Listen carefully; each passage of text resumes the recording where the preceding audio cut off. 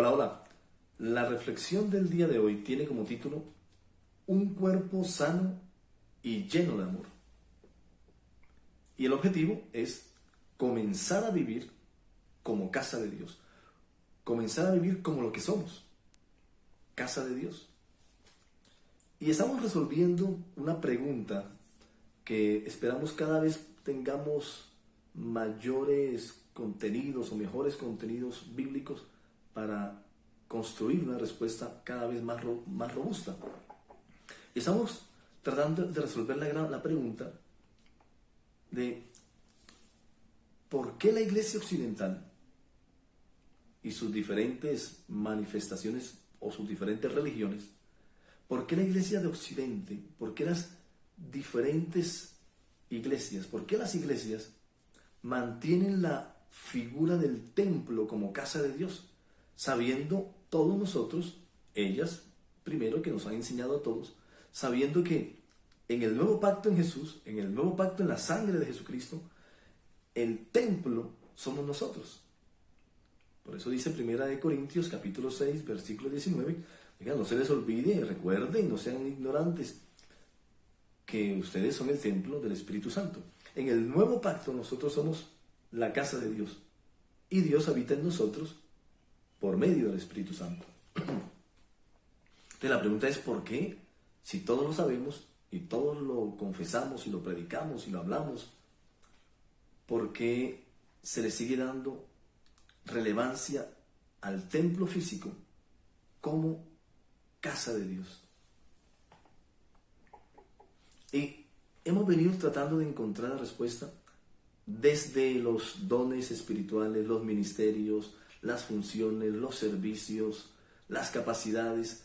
Desde ahí hemos tratado de empezar a construir una respuesta a esta pregunta. Y entonces, hoy en esta oportunidad queremos compartir este contenido bíblico que está en Apocalipsis capítulo 1, versículos 5 y 6. Ahí está el escritor escribiendo lo que ha recibido, ¿no? Una visión para un futuro cercano y un futuro lejano, y un futuro final incluso. Y comienza a escribir, y ahí esa lectura y esa escritura que hace Juan en Patmos a través de esa revelación, por eso es el libro de las revelaciones o del Apocalipsis.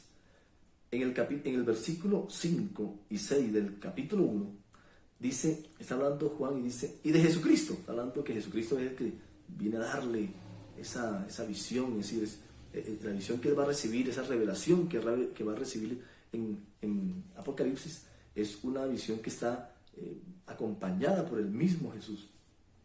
Y dice, y de Jesucristo, versículo 5, Él es el testigo fiel de estas cosas, el primero en resucitar de los muertos y el gobernante de todos los reyes del mundo. Toda la gloria sea al que nos ama, a Él, y nos ha libertado de nuestros pecados al derramar su sangre por nosotros. Es decir, la esencia de desobediencia que había en nosotros cuando nosotros creemos en el acto de Jesús en la cruz, Jesús con su sangre nos quita esa desobediencia, esa actitud a desobedecer. Y el versículo 6 dice, Él ha hecho de nosotros, escucha esto, porque aquí comenzamos a construir la respuesta de por qué la iglesia de Occidente, por qué las iglesias aún mantienen la figura del templo físico como casa de Dios, cuando sabemos que en el nuevo pacto nosotros somos el templo del Espíritu Santo. Él ha hecho de nosotros un reino de sacerdotes para Dios. Es decir, Jesús en el nuevo pacto nos hizo reyes y sacerdotes. Es decir que esa figura del sacerdote en el antiguo pacto, que era una figura sacerdotal elegida de una manera muy particular, cualquiera no podía ser sacerdote en los tiempos del antiguo pacto.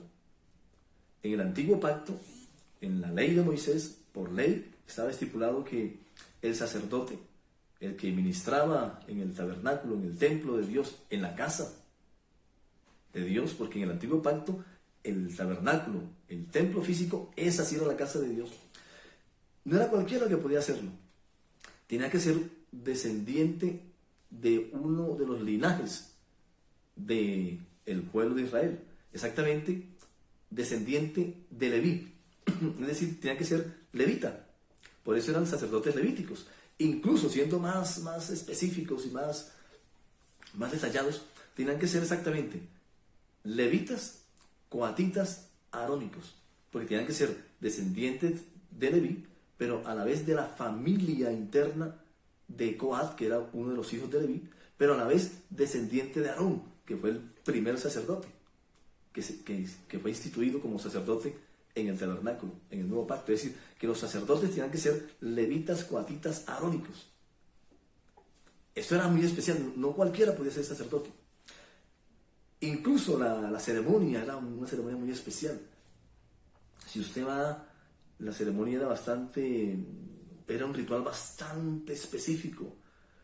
Por ejemplo, debían traer un becerro, 2 carneros, traerlos a la puerta del tabernáculo, y a la persona que iba a ser el sacerdote, iba a ser ungido, iba a ser establecido como sacerdote, colocaba la mano, bueno, entre tantas cosas. Uno de los últimos elementos de ese ritual era que la persona colocaba la mano sobre el carnero, se degollaba el carnero, se salpicaba entonces de sangre su vestido sacerdotal, que ya había sido hecho con anterioridad, obviamente, se salpicaba de sangre, y después se le untaba de sangre el lóbulo de la oreja derecha, después se le untaba de sangre el pulgar de la mano derecha, y después se le untaba de sangre el pulgar del pie derecho. Y se hacía todo un ritual que terminaba con ese elemento. Y ahí se establecía, entonces ahí se santificaba, recibía la santificación y comenzaba a ejercer el sacerdocio.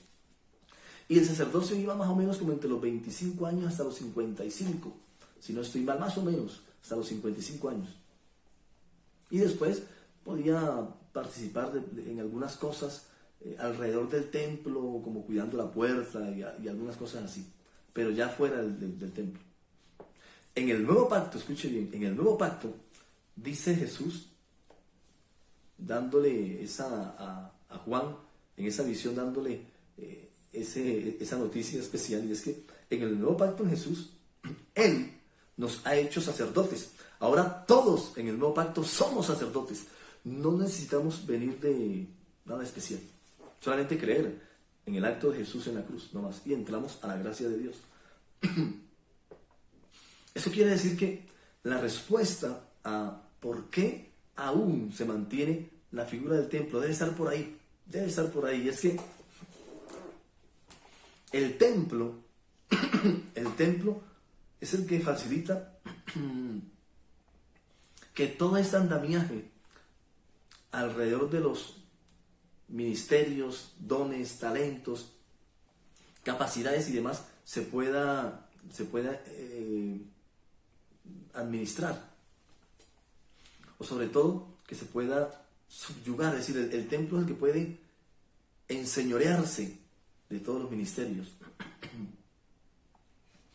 y de los dones, porque si no hay templo, porque en el templo es donde se llevan todos esos dones, talentos, ministerios, servicios a manifestarse. Es decir, el templo, la figura del templo lo que hace es que absorbe todos los dones, talentos, y ministerios y servicios y demás que da el Espíritu Santo, los absorbe y los pone a funcionar dentro de él. Porque eso es lo que le va a dar finalmente sustento a la religión. No hay religión sin templo. Si usted se da cuenta, no existe una religión sin templo. Usted va caminando y dice, mira, este es el templo católico. Mira, este es el templo de los evangélicos. Ese es el templo, el salón del reino de los testigos de Jehová. Ese es el templo de los mormones. No hay religión sin templo. Y el templo es el que puede subyugar y abstraer todos los dones que ha dado el Espíritu Santo y ponerlos en función en el templo. Y así subsistir. Lo que hace que la religión subsista, finalmente, cualquier religión de Occidente, cualquier religión que se haya construido sobre la figura de Jesús y con el contenido de la Biblia como texto sagrado, cualquiera de estas religiones occidentales solo puede subsistir si hay un templo que la identifique, no más. Usted no puede concebir un templo de estas religiones, no pueden concebir estas religiones sin un templo. Si no hay templo, no hay religión. Y lo que viene Jesús es precisamente a liberarnos o a liberarnos de la tradición, no del templo. Jesucristo viene a transformar esa tradición, a acabar con esa tradición y a transformar el templo. Acaba con la tradición de que el templo es el que absorbe los ministerios y transforma el templo, porque ahora no va a ser el templo físico, sino el templo humano. En el antiguo pacto, el templo, la casa de Dios, era física, era un templo físico, la casa de Dios. En el nuevo pacto, la casa de Dios es un templo humano. Es usted y yo cuando creemos en la obra de Jesús en la cruz. Ahí el Espíritu Santo viene a nosotros porque somos el templo, somos ahora la casa de Dios. Así que una religión no puede subsistir per se del templo, no puede subsistir si no hay templo. Por eso las religiones se construyen sobre la base primero de un templo. Y ahí empieza usted entonces a entender y a darle respuesta de por qué las iglesias, por qué la iglesia del Occidente y sus diferentes religiones aún mantienen la figura del antiguo pacto. La figura del antiguo pacto de el templo como casa de Dios. Porque si no hay templo, no hay religión. Lo que le da existencia a la religión, lo que le da soporte a la religión, lo que le da vida a la religión, es el templo. No se concibe ninguna religión sin templo. Incluso usted va caminando y dice, mire, el templo de los budistas. Porque la religión se asocia a un templo. Pero lo que hace Jesucristo es trastocar esa tradición y transformar el templo. Ahora el templo es humano. Y ahora los sacerdotes somos todos. Ahora el sacerdocio es universal. Ya no es un sacerdocio particular que tiene que ser específicamente tal parte. Pero las religiones mantienen esa tradición porque es la única manera de que puedan vivir como religión. Por eso Jesucristo, después que predicaba, aunque él tenía su religión, que era la religión judía, y que él sí practicaba, y que prácticamente fue el único judío que cumplió todas las leyes de Moisés, los más de 600 mandamientos que había en la ley de Moisés. Por eso Jesucristo, cuando usted lo ve en Marco, en Mateo, en Lucas, en Juan, lo ve predicando, aunque él es judío, a nadie invita a que vayan a la religión judía. Él va al templo judío y predica sobre su esencia, sobre su mensaje, pero no sobre las tradiciones judías. Por eso Jesucristo no invita a nadie a que construyan templos, porque dice él, cuando se encontró con la samaritana, soltando otra perla, le dice, porque ahora llegará el tiempo, en el nuevo pacto, en el que no será relevante si el templo está en Jerusalén o en el monte de Gerizim, si el templo está en cualquier parte, porque ahora en el nuevo pacto el templo no es físico, el templo es humano. Eso quiere decir que, escuche bien,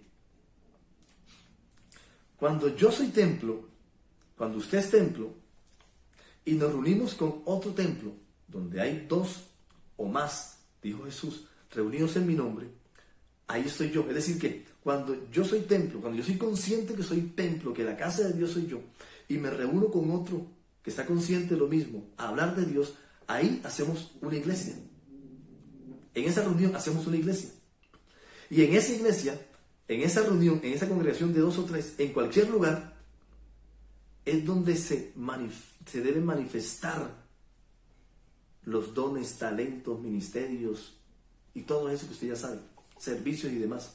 ¿Para qué? Para edificar el templo, para edificar el cuerpo de Cristo. Nosotros somos el templo. Cuando nos reunimos con 2 o 3, hacemos una iglesia y todos somos el cuerpo de Cristo. Entonces, los dones, talentos y ministerios que el Espíritu Santo da no están en función de un templo físico, sino un templo humano. ¿Por qué? Porque ahora el templo somos nosotros. Siga pensando.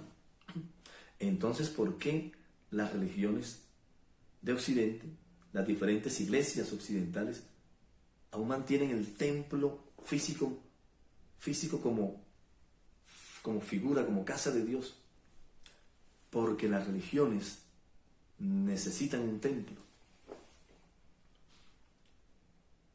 Las religiones necesitan un templo para subsistir.